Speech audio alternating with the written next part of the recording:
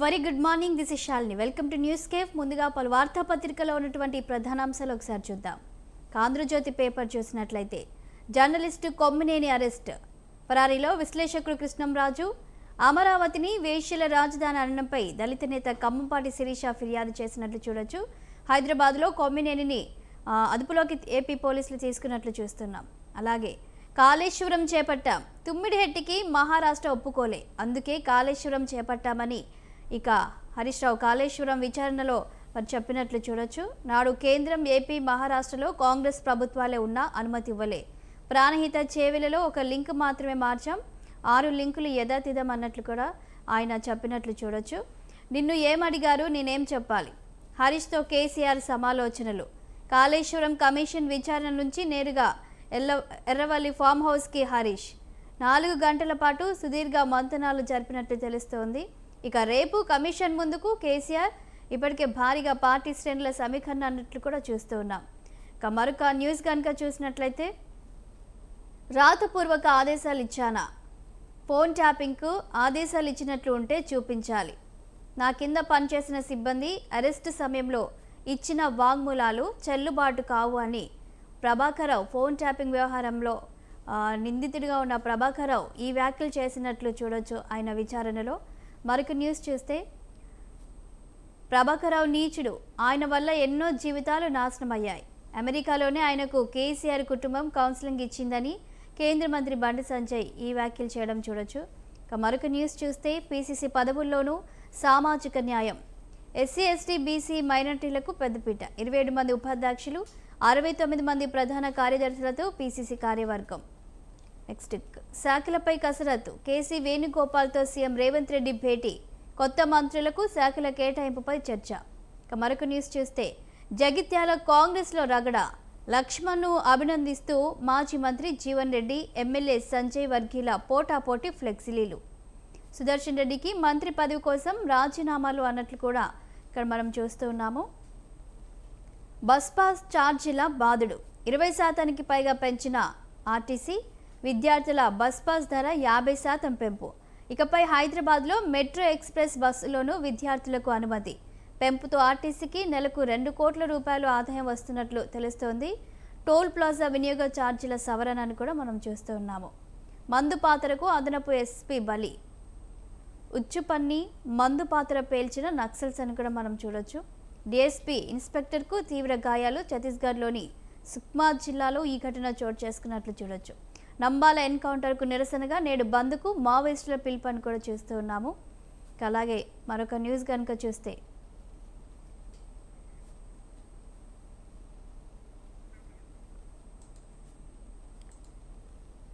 Next paper కనుక చూసినట్లయితే, భారత్కి భూహారతి, సొంత కంపెనీకి జగన్ సంతర్పణ అన్నట్లు మరొక హెడ్లైన్ చూస్తూ ఉన్నాము.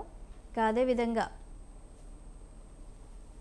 నియోజకవర్గానికో విజన్, స్వర్ణాంధ్ర విజన్ 2047 అమలుకు 175 స్థానాల్లో కార్యాలయాల ఏర్పాటు, వర్చువల్గా ప్రారంభించిన చంద్రబాబు. ఒక్కో యూనిట్కు స్థానిక ఎమ్మెల్యే అధ్యక్షతన 9 మందితో టీం, అన్ని జిల్లాల అభివృద్ధి ధ్యేయమని సీఎం చంద్రబాబు చెప్పినట్లు చూడొచ్చు.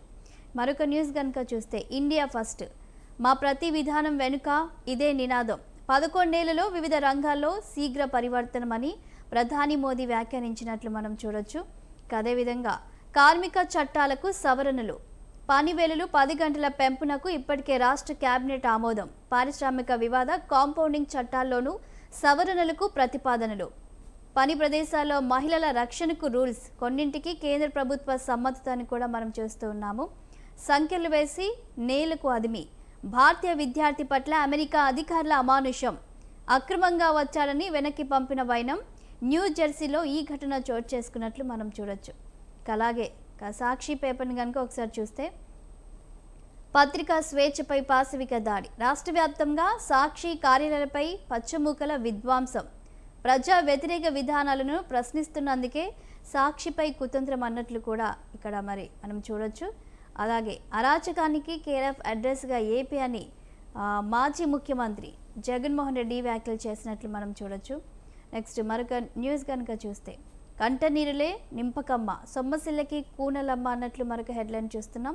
14 మంది కామాంధుల కర్కసానికి బలైన దళిత మైనర్ బాలిక, దిక్కులేని అనాథగా అనంతపురం సర్వజన ఆసుపత్రిలో మౌన రోదన అని మనం చూడొచ్చు.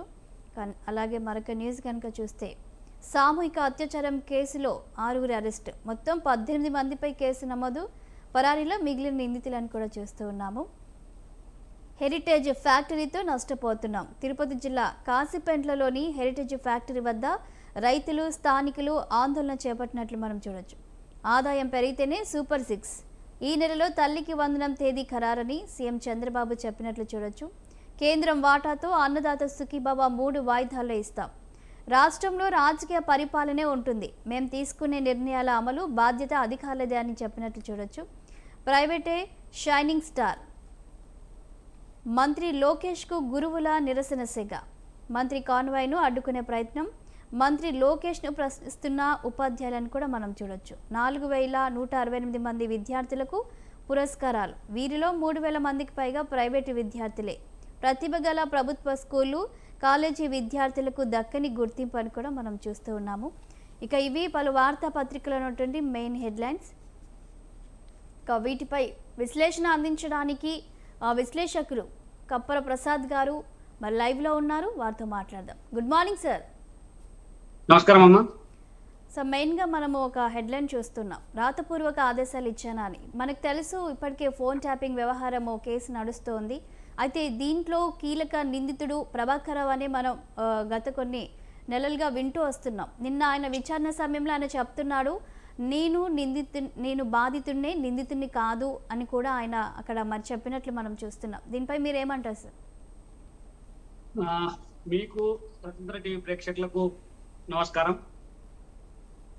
ఇప్పుడు ప్రభాకర్ రావు నిందితుడా కాదా అని తేల్చాల్సింది కోర్టులు. ఎందుకంటే నేను నిందితుడిని కాదు అని చెప్పుకున్నంత మాత్రాన నిందితుడు కాకుండా పోడు. నిందితుడే అని పోలీసులు ఆయన్ని ఎఫ్ఐఆర్ లో చేర్చినంత మాత్రాన నిందితుడిగా మారాడు. కాకపోతే ఇక్కడ మనం స్పష్టంగా ఆలోచన చేయాల్సింది ఏంటంటే, ప్రభుత్వ అధికారులు ఎవరైతే ఉన్నారో, ముఖ్యంగా ఐఏఎస్లు ఐపీఎస్లు, వీళ్ళంతా రాజ్యాంగం ప్రకారం నిబంధనల ప్రకారం నడుచుకోవాలి. కానీ మంత్రులు ముఖ్యమంత్రులు చెప్పినట్టుగా వాళ్ళ మన్ననల కోసము వాళ్ళ ద్వారా ఏదో లబ్ధి పొందడం కోసం ప్రయత్నాలు చేస్తే ప్రభాకర్ రావు లాగా ఖచ్చితంగా కేసుల్లో ఇరుక్కోవాల్సి వస్తున్నటువంటి విషయాన్ని వాళ్ళు అర్థం చేసుకోవాలి. ఇప్పటికీ మనం స్పష్టంగా చెప్తా ఉన్నాం, ఆయన ప్రభుత్వ ఆదేశాలను పాటించిండు, ప్రభుత్వ ఆదేశాల ప్రకారం నడుచుకున్నాడు. ఇది నడవదు. ఎందుకంటే ప్రభుత్వ ఆదేశాలు అంటే నువ్వు రాజ్యాంగ విరుద్ధంగా ప్రభుత్వ ఆదేశాలను పోలీసు ఐపీఎస్ ఉన్నావు కాబట్టి నువ్వు పోయి ఫలానా వ్యక్తిని అరెస్ట్ చేయి, లేకపోతే లోపలే అంటే ప్రభుత్వం మంత్రి చెప్పిండు, ముఖ్యమంత్రి చెప్పిండు కాబట్టి నేను పోయి అవన్నీ పట్టుకొచ్చినంటే కుదరదు. ఎందుకంటే నువ్వు వాడి ఇంట్లో బానిసవు కాదు, వాడి దగ్గర జీతగాడివి కాదు. నువ్వు నియమ నిబంధన ప్రభుత్వ రాజ్యాంగం ప్రకారం నియమ నిబంధనల ప్రకారం నీకు ఏ అధికారాలు ఉన్నాయో ఆ అధికారాలని ఉపయోగించి చేయాల్సిన పనులు చేయాలి.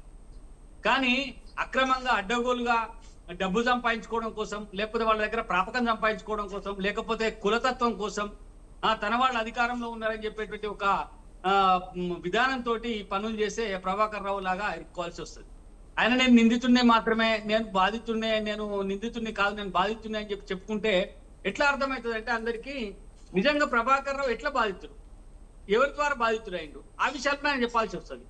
బాధితుడు అంటే ఎవరు? ఆయనకు ముఖ్యంగా ఆదేశాలు జారీ చేసేది అయితే హోమ్ మినిస్టర్ లేకపోతే ముఖ్యమంత్రి. అప్పటి హోమ్ మినిస్టర్ ఎలాంటి ఆదేశాలు ఆయనకు నోరే లేదు, ఎలాంటి ఆదేశాలు జారీ చేసేటువంటి అవకాశం లేదు. ఆయన అసలు తన విధుల్ని సక్రమంగా నిర్వర్తించనే లేదు. ఇంకా దాన్ని పూర్తిగా బాధ్యత ఎవరిది? ముఖ్యమంత్రిది. ముఖ్యమంత్రి మరి ఏం చెప్పిండో నేను చెప్పాలా? ముఖ్యమంత్రి ఏం చేయమని చెప్పిండు, ముఖ్యమంత్రి ఏ రకమైనటువంటి ఆదేశాలు ఇచ్చిండు, ఎవరెవరి ఫోన్లు ట్యాపింగ్ చేయమన్నాడు, ఎందుకు చేయమన్నాడు, ఇవన్నీ చెప్పాల్సి ఉంటుంది. పోనీ చేయమన్నప్పుడు నువ్వు ఎట్లా చేస్తావు? నిబంధనలకు విరుద్ధంగా ముఖ్యమంత్రి గారు ఆదేశాలు జారీ చేస్తే నువ్వు ఎట్లా చేస్తావు? ఒక ఐపీఎస్ అధికారి అయ్యింది, ఎందుకని చేసినావు? దాంట్లో నీకు చేకున్నటువంటి లబ్ధి ఏందనేటువంటి విషయాన్ని కూడా స్పష్టంగా తెలియజేయాల్సి ఉంటుంది తప్ప నేను కాదు అని చెప్పి తప్పించుకుంటే కుదిరేటువంటి అవకాశాలు లేవమ్మా. సార్, ఇప్పుడు ఈయన కంటే ముందు అరెస్ట్ చేసిన వాళ్ళు ఏంటంటే మెయిన్గా ఈయన పేరే చెప్పారు, కీలక పాత్ర వహించింది ఇక్కడ ప్రభాకర్ రావు. విచారణలో ప్రభాకర్ రావు చెప్తున్నారు, అసలు ఫోన్ ట్యాపింగ్కు నాకు సంబంధమే లేదు, ఉంటే ఆధారాలు చూపించండి అని ఆయన రిటర్న్ క్వశ్చన్ వేస్తున్నాడు. అంటే ఆయన సమర్థించుకుంటున్నాడా? అంటే అదే నేను చెప్పేది ఇందాక, ఏదైతే నేను ముఖ్యమంత్రి గారు ఈయనకు ఆదేశాలు ఇచ్చిందని చెప్పాను, అట్లనే ఈయన కూడా కింది స్థాయి అధికారులకు ఆదేశాలు ఇచ్చింటారు. సాక్ష్యాలంటే ఎప్పుడైతే నువ్వు రాజ్యాంగ పరంగా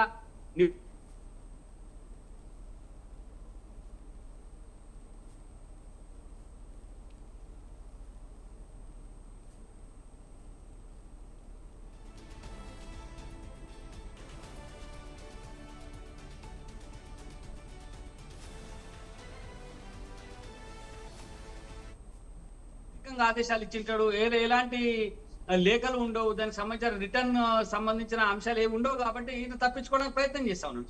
కానీ అధికారులు స్పష్టంగా చెప్తుండ్రు కదా, ఈయన చెప్తేనే చేసినామని. ఒకవేళ చేయలేదు, మరి కింద అధికారులు చేస్తా ఉంటే నువ్వేం చేసినావు అని కూడా ప్రభాకర్ రావును అడగాల్సి వస్తుంది. ఎందుకంటే తన కింద పనిచేసేటువంటి అధికారులు అక్రమాలకు పాల్పడుతుంటే, అన్యాయాలకు పాల్పడుతుంటే, అక్రమంగా ఫోన్లు ట్యాపింగ్ చేస్తా ఉంటే, దానికి ఒక వ్యవస్థను ఏర్పాటు చేసి ఆ వ్యవస్థ ద్వారా నడుపుతా ఉంటే మరి మీరేం చేసిండ్రు? ఇప్పుడు ఎట్లయితే మనకు టెలిఫోన్ కు సంబంధించినటువంటి ఒక వ్యవస్థ ప్రభుత్వానికి ప్రత్యేకంగా బిఎస్ఎన్ఎల్ కానీ ఎయిర్టెల్ కానీ ఉంటుందో, ఆ రకంగా వీళ్ళు ట్యాపింగ్ కోసం కూడా ఒక వ్యవస్థను ఏర్పాటు చేస్తున్నారు. ఆ వ్యవస్థ ద్వారా ఫోన్లని మానిటరింగ్ చేస్తా ఉన్నారు.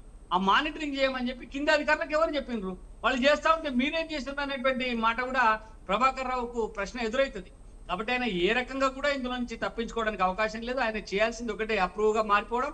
తాము ప్రభుత్వం చెప్తే, ముఖ్యమంత్రి గారు చెప్తే, లేకపోతే హరీష్ రావు చెప్తే, లేకపోతే కేటీఆర్ చెప్తే, లేకపోతే ఇంకోళ్ళు ఎవరో చెప్పడం వల్ల నేను వాళ్ళ మాటల్ని కాదనలేక వాళ్ళ ప్రభుత్వంలో భాగం కాబట్టి నేను చేసినా అని చెప్పి పూర్తిగా వాళ్ళ మీద నెట్టేసి ఈయన తప్పించుకోవడానికి చేసేటువంటి ప్రయత్నం కనబడతా ఉంది. కానీ అది కూడా తప్పించుకోవడానికి ఉపయోగపడదు. ఎందుకంటే నీకు రాజ్యాంగము నిబంధనలు అనేవి ఉన్నాయి కదా, ఆ నిబంధనల ప్రకారం నువ్వు చేయలేదు కాబట్టి, వాళ్ళు చెప్పినట్టుగా చేసినావు కాబట్టి నిందితుల్లో మీరు కూడా భాగస్వామి, వాళ్ళు చేసినటువంటి పాపంలో మీకు కూడా భాగం ఉన్నదనేది స్పష్టంగా ఈయనకు తెలియజెప్పాల్సి వస్తుంది.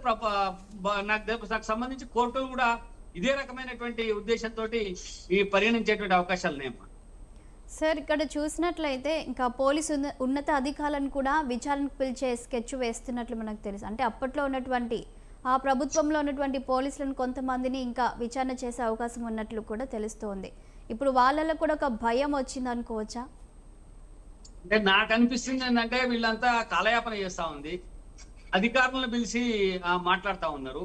ఇది కాదు, ముఖ్యంగా కావాల్సింది ఏంటంటే అప్పుడు బాధ్యత వహించినటువంటి ముఖ్యమంత్రి గారిని ముందుగా పిలవాలి. ఆ ముఖ్యమంత్రి గారి హయాంలో ఈ ఫోన్ ట్యాపింగ్ జరిగింది కాబట్టి ఇప్పుడు ప్రభాకర్ రావు గారు చెప్తున్నాను, మాకేం తెలియదు, నేను కూడా బాధితుడినే, నాకు ఆ పై నుంచి వచ్చినటువంటి ఆది సూచనల మేరకు నేను చేసిన అని చెప్పి ఆ సూచనలు చేసినటువంటి ముఖ్యమంత్రి గారిని ముందుగా పిలవాలి.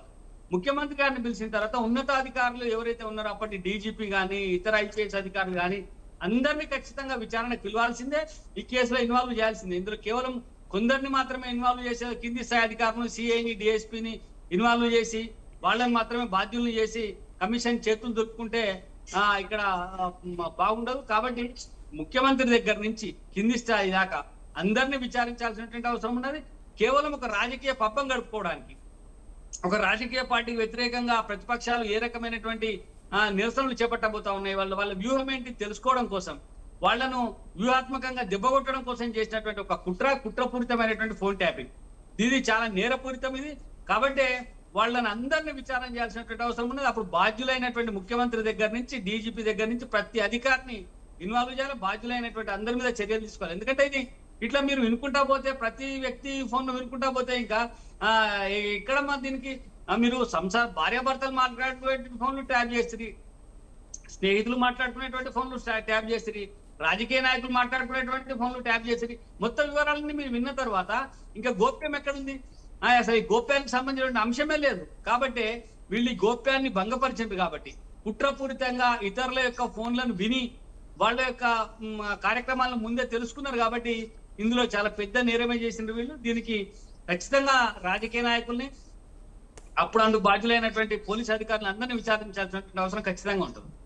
సార్, ఇక్కడ మనం చూసినట్లయితే అమెరికాలో ప్రభాకర్ రావుకు కేసీఆర్ ఫ్యామిలీ కౌన్సిలింగ్ ఇచ్చిందని ఇక్కడ బండి సంజయ్ వ్యాఖ్యలు చేస్తున్నారు. మరి వీళ్ళు ఒకరిపై ఒకరే చెప్పుకుంటున్నారు, కానీ ప్రభుత్వం చెప్పింది, ఈ ప్రభుత్వంలో ఎవరు చెప్పారు ఏంటి అనే విషయాలు అసలు వీళ్ళు ఎందుకు బయట పెట్టడం లేదు? వీళ్ళెందుకు వీళ్ళు ఈ కేసులో వీళ్ళు మరి అరెస్ట్ అయ్యారు కాబట్టి ఎందుకు చెప్పడం లేదు? అధికారుల పేర్లు ఎందుకు చెప్పడం లేదు అనుకోవచ్చు. అదేమ్మా, ఇక్కడ ప్రభాకర్ రావు గారికి కేసీఆర్ ఫ్యామిలీ కౌన్సిలింగ్ ఇచ్చింది అని బండి సంజయ్ గారు చెప్తున్నట్టు అందులో ఎంతో కొంత నిజం ఉండే ఉంటది. ఎందుకంటే ఆయన కేంద్ర మంత్రిగా ఆయనకు సంబంధించినటువంటి సమాచారం ఆయనకు ఉంటుంది, ఆయన ఈ విషయాలను చెప్పే ఉంటారు.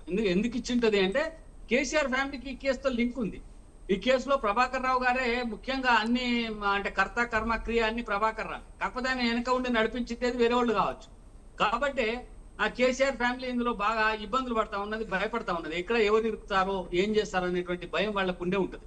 అందుకనే ముఖ్యమంత్రి గారు, అప్పటి మాజీ ముఖ్యమంత్రి గారు కేసీఆర్ గారు ఖచ్చితంగా దీనికి సంబంధించినటువంటి ఆ అంశాల్లో ఎప్పటికప్పుడు ఆయన ఆ పర్యవేక్షణ చేస్తూనే ఉంటారు. ప్రభాకర్ రావు గారు ఏం చెప్పాలి, ఎట్లా చెప్పాలి అనేటువంటి విషయంలో కూడా వారు ఆయన గైడెన్స్ ఇచ్చే ఉంటారు.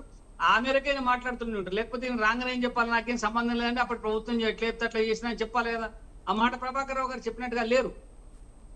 నేను బాధితున్నా అని చెప్తున్నారు, కానీ నీకు ఆదేశాలు ఇచ్చింది ఎవరు, ఏ అధికారి ఇచ్చారు, ఆ అధికారికి ఎవరు ఆదేశాలు ఇచ్చారు, అల్టిమేట్ గా ఎవరి దగ్గరికి పోతే ముఖ్యమంత్రి దగ్గర వచ్చి ఆగుతుంది. అప్పటి ముఖ్యమంత్రి చంద్రశేఖర్ రావు గారు ఖచ్చితంగా దీని వెనుక ఉంటారు. అప్పటి ప్రభుత్వం దీని వెనుక ఉంటది. లేకపోతే అప్పుడు ప్రభుత్వంలో ముఖ్యమంత్రి కంటే కూడా క్రియాశీలకంగా పనిచేసినటువంటి కేటీ రామారావు గారు ఉంటారు. కేటీ రామారావు గారే దీన్ని చెప్పించుంటారు. వీళ్ళు కాకుండా కొంత ప్రైవేట్ వ్యక్తులు ఉన్నారు. అనుకోకుండా వీళ్ళంతా బంధువులు, ఒకే కులానికి సంబంధించినటువంటి వాళ్ళు. సార్, అలాగే మరొక అంశాన్ని చూస్తే ఇక నిన్న హరీష్ రావు విచారణ జరిగింది కాళేశ్వరంపై. సో ఆయన చెప్పింది ఏంటంటే మేడిగడ స్థలాన్ని నాటి ప్రభుత్వం ఎంపిక చేయలేదు, అంతా ఇంజనీర్లు చెప్పినట్లుగానే నిర్మాణం చేశామని చెప్పారు. అంటే ఇప్పుడు మొత్తంగా చూస్తే మళ్ళీ ఇంజనీర్లపై, అధికారులపైననే వారు నెట్టేసే ప్రయత్నం చేస్తున్నారా? కేసీఆర్ గారి మెడకు చుట్టుకుంటది కాబట్టి కేసీఆర్ గారిని ఇలా ఇన్వాల్వ్ అయ్యి ఉంటారని నేను అనుకుంటాను. సో ఇప్పుడు చూసినట్లయితే ఆయన విచారణ అయిపోయాక కేసీఆర్తో ఆయన మళ్ళీ భేటీ అవ్వడము, ముందుగా కేసీఆర్కి నోటీసులు ఇచ్చినప్పుడు కూడా ఆయన వాయిదా వేసుకోవడము, అంటే ఆయన వీళ్ళిద్దరిని విచారణ చేసిన తర్వాత ఏం అడిగారు, ఏం చెప్పారు, ఇవన్నీ ఉంటాయి కాబట్టి కేసీఆర్ మళ్ళీ వాయిదా వేసుకున్నారా, అలా అనుకోవచ్చా? రేపు ఆయన విచారణకు హాజరయ్యే అవకాశం ఉంది అనుకోవచ్చా? ఖచ్చితంగా. ఎందుకంటే ఇందులో కాళేశ్వరం విషయంలో వాళ్ళు చాలా భయంతో, ఇబ్బందుల్లో ఉన్నట్టుగా స్పష్టంగా అర్థమవుతుంది. ఎందుకంటే ముందు హరీష్ రావు గారు విచారణ ఉండే, దాని తర్వాత మన ఈటల రాజేందర్ గారు విచారణకు పోవాల్సి ఉండే. కానీ ఎందుకో వెంటనే హరీష్ రావు గారు కూడా వాయిదా వేసుకున్నారు.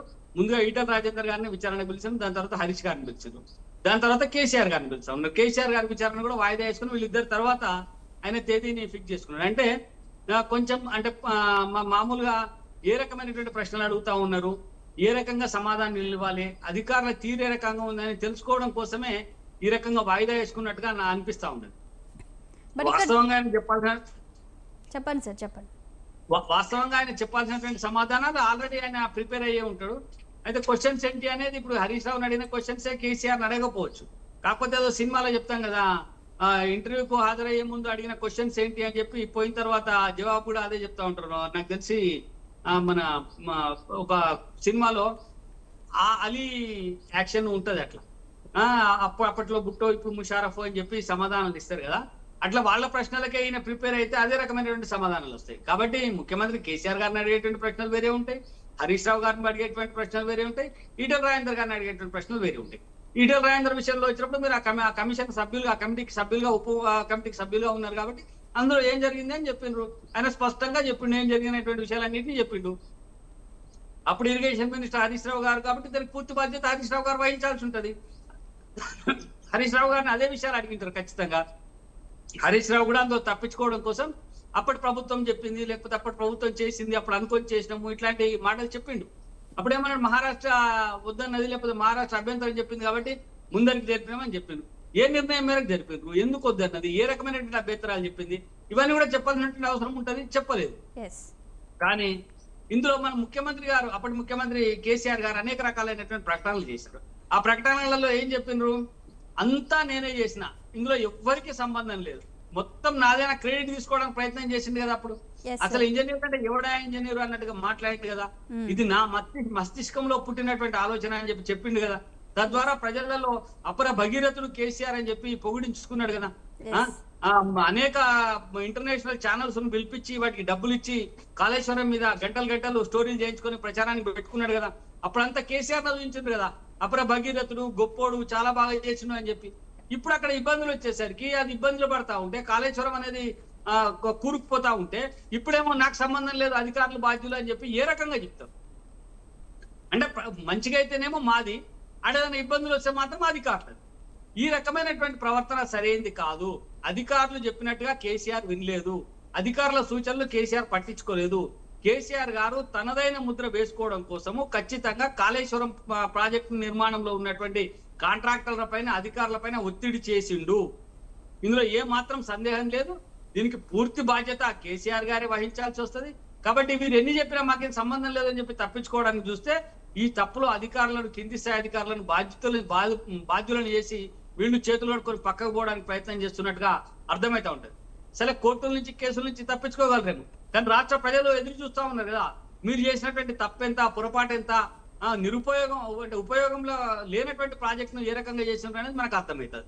తర్వాత హరీష్ రావు గారు నిన్న చెప్పినటువంటి దాంట్లో కమిషన్ మన కార్పొరేషన్ ఎందుకు ఏర్పాటు చేసిన అంటే స్పష్టమైనటువంటి సమాధానం చెప్పింది. ఇది గతంలో నేను ఎన్నోసార్లు కూడా చెప్పినాను. నేను ఈ నీళ్లను అమ్మడం ద్వారానే వీళ్ళు డబ్బులు అప్పు తెచ్చినటువంటి డబ్బులను కట్టడానికి ప్రయత్నం చేస్తా ఉన్నారు. వీళ్ళు ఆ నివేదికలో ఇచ్చినటువంటిది అదే. బ్యాంకుకి ఎప్పుడైతే మనం లోన్ కోసం పోతామో, లోన్ కోసం పోయినప్పుడు ఈ బ్యాంకు లోన్ ఇచ్చేటువంటి లోన్ ఎట్లా పే చేసావు, రికవరీ ఎట్లుంటది అనే దానిపైన వీళ్ళు చెప్పాల్సి ఉంటుంది. ఆ చెప్పినప్పుడే చెప్పింది ఏంటంటే ఇది ఒక ప్రాజెక్టు, ఈ ప్రాజెక్ట్ లో నీళ్ళని నిల్వ చేస్తాము, ఆ నీళ్లను అమ్మడం ద్వారా వచ్చేటువంటి ఆదాయంతో మీ లోన్ రికవరీ చేస్తామని చెప్పి గతంలో చెప్పిండ్రు. అప్పుడు మనం అందరం చెప్తే లేదా తప్పది, ఆ బ్యాంకులకు దీనికి సంబంధం లేదు, రైతుల మీద భారం పడదని చెప్పి అప్పుడు పెద్ద ఎత్తున ఉచితంగానే నీళ్లు అందిస్తామని చెప్పి మరి కాళేశ్వరరావు అని పేరు పెట్టుకున్నటువంటి హరీష్ రావు, నీళ్లరావు అని పేరు మార్చుకున్నటువంటి కేసీఆర్ వీళ్ళందరూ చెప్పిండ్రు అప్పుడు. ఇప్పుడేమో లేదు మేము నిజంగానే అప్పులేదంటే వీళ్ళు ఎంత అబద్ధాలు ఆడుతున్నారు, ప్రజలను ఎంత మోసం చేసింది. కాళేశ్వరం ప్రాజెక్టును కట్టి నీళ్ళని నిల్వ చేసి ఆ నీళ్లను అమ్మడం ద్వారా అప్పు తీసామంటే ఆ నీళ్ళు ఎవరికి అమ్ముతారండి? ఆ నీళ్లు రైతులకే కదా అమ్మేది. అంటే రైతులకు అమ్మడం ద్వారా, రైతుల నుంచి నీటి తీరువ వసూలు చేయడం ద్వారా, తద్వారా మేము అప్పులు తీరుస్తామని చెప్పినటువంటి ఆ మంత్రి హరీష్ రావు గారు ఇప్పుడు ప్రజలకు క్షమాపణ చెప్పాలి. ఆ రోజు మేము అబద్ధం చెప్పినాము, తప్పు చెప్పినాము, మీకు ఉచితంగా నీళ్ళు అందిస్తామని చెప్పినాము, రైతుకు ఏ రకమైనటువంటి నష్టం జరగదని చెప్పినాము, ఆర్థికంగా భారం పడదని చెప్పినాము, కానీ అది వాస్తవం కాదు అని చెప్పాల్సినటువంటి అవసరం ఇవాళ ఉంటుంది. ఇలా నిజంగా హరీష్ రావు గారు మాట్లాడితేనే ఇలా ప్రజలకు వాస్తవాలు తేటతలమని, రేపు కేసీఆర్ గారు మాట్లాడితే మరిన్ని వాస్తవాలు తేటతలమైనటువంటి అవకాశం ఉంటుంది. ఈ ప్రభుత్వం ఏ రకంగా మోసం చేసింది, ప్రజల్ని ఏ రకంగా ఇబ్బందులకు గురి చేసింది తెలుస్తుంది. అట్లనే కాళేశ్వరం విషయంలో కూడా ఎన్ని అక్రమాలు జరిగినాయి, ఎంత అవినీతి జరిగింది, నాణ్యత లేకుండా నిర్మాణాలు ఎందుకు జరిగినటువంటి విషయాలన్నీ కూడా స్పష్టంగా బయటకు వస్తాయి. కాబట్టి వాటిని ఇప్పుడు కమిషన్ అడిగేటువంటి ప్రశ్నలకు కేసీఆర్ గారు చెప్పేటువంటి సమాధానాలతో ఇంకా పూర్తిగా స్పష్టత బయటకు వచ్చేటువంటి అవకాశాలు ఉంటాయి. సార్, చివరిగా ఒక అంశాన్ని చూస్తే కొమ్మినేని అక్రమ అరెస్ట్ మనం ఇక ఆయన ఏమంటున్నాడంటే నేనంటే చంద్రబాబుకు పగ, అందుకనే నన్ను అరెస్ట్ చేయించారని. ఇప్పటికే కృష్ణారావు పరారీలో ఉన్నట్లు మనం వింటూ ఉన్నాము. మొన్న జరిగిన ఇన్సిడెంట్ని బట్టి నిన్న కొమ్మినేనిని అరెస్ట్ చేసినట్లు వింటూ ఉన్నాం. దీనిపై ఏమంటారు సార్? 2 మాటలు. స్పష్టంగా సీనియర్ జర్నలిస్టు, చాలా కాలంగా పనిచేస్తున్నటువంటి వ్యక్తి, రాజకీయాలలో ఒక ముద్ర, మన జర్నలిజంలో ఒక ముద్రను వేసుకున్నటువంటి వ్యక్తి కొమ్మినేని శ్రీనివాసరావు. ఆయన అరెస్టును నేను ఒక తెలంగాణ జర్నలిస్ట్ రాష్ట్ర అధ్యక్షుడిగా, ఒక సీనియర్ జర్నలిస్ట్ అరెస్టు తీవ్రంగా ఖండిస్తాం. అది సరైనటువంటి విధానం కాదు. కాకపోతే కొమ్మినేని గారు చేసినటువంటి వ్యాఖ్యలు కానీ, ఆయన నిర్వహిస్తున్నటువంటి లేదా ఆయన నడిపిస్తున్నటువంటి ఆ టీవీ షోకి సంబంధించినటువంటి వాటిలలో వచ్చేటువంటి ప్రతి వ్యాఖ్యకి ఆయనే బాధ్యులు కావాల్సిన బాధ్యత కూడా ఉంటది. కాకపోతే ఇక్కడ సమస్య ఏమొచ్చిందంటే, లైవ్ లో పోతా ఉన్నప్పుడు, లైవ్ నిర్వహిస్తా ఉన్నప్పుడు ఎదుటి మాట్లాడేటువంటి వ్యక్తి యొక్క మాటల్ని అదుపు చేసేటువంటి పరిస్థితి నిర్వాహకులకు కానీ, లేకపోతే అక్కడ ఆ లైవ్ కండక్ట్ చేస్తున్నా, లేకపోతే ఆ డిబేట్ కండక్ట్ చేస్తున్నటువంటి వ్యక్తులకు కానీ సాధ్యం కాదు. కాబట్టి ఇట్లాంటి సందర్భాలలో నిజంగా ఎవరైతే మాట్లాడినో వాళ్ళ మీదనే చర్యలు తీసుకోవాల్సినటువంటి అవసరం ఉంది. నిజంగా కొమ్మినేని కూడా ఆ వ్యాఖ్యల్ని సమర్థించి, లేకపోతే అది కరెక్ట్ అని మాట్లాడితే దాంట్లో కొమ్మినేని గారి మీద కూడా యాక్షన్ తీసుకోవచ్చు. కానీ యాక్షన్ కు విధానం ఇది కాదు. వారిని రమ్మనొచ్చు, లేకపోతే కమిషన్ ముందర హాజరు కమ్మనొచ్చు, లేకపోతే మీకు సంబంధించిన ఇట్లా ఎందుకు రాసిండ్రు, ఎందుకు ఇట్లా మాట్లాడాల్సి అనే నోటీసులు ఇష్యూ వచ్చి ఇవన్నీ చేయొచ్చు.